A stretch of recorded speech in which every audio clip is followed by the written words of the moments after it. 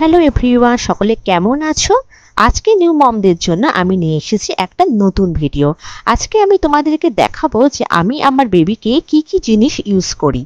তো প্রথমেই যে কোয়েশ্চেনটা সবার মধ্যে আসে যে কি তেল আমরা বেবিকে লাগাবো।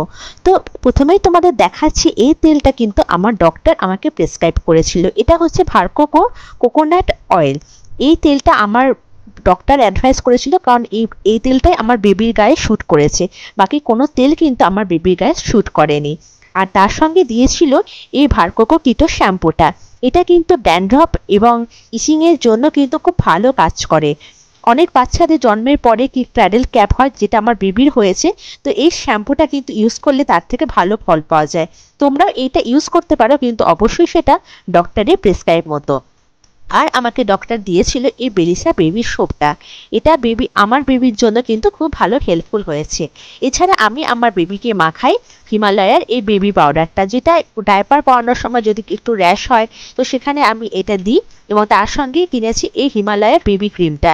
এই দুটো হিমালয়ার জিনিসও কিন্তু আমার বেবির গায়ে ভালো শ্যুট করেছে। আর অনেকে কাজল কি ইউজ করবে জিজ্ঞেস করো, তো এইটা আমি কিনেছি।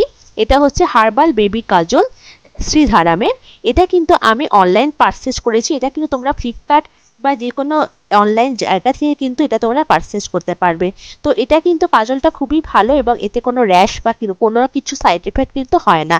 তো তোমরা এই জিনিসটা কিন্তু কিনে পারচেজ করে একবার দেখতে পারো। তো এই ছিল আজকে তোমাদের জন্য এই স্পেশাল ভিডিওটা। অবশ্যই কিন্তু কমেন্ট বক্সে জানিও যে তোমাদের কেমন লাগলো এবং তোমরা তোমাদের বেবিদের জন্য কি কি ইউজ করো।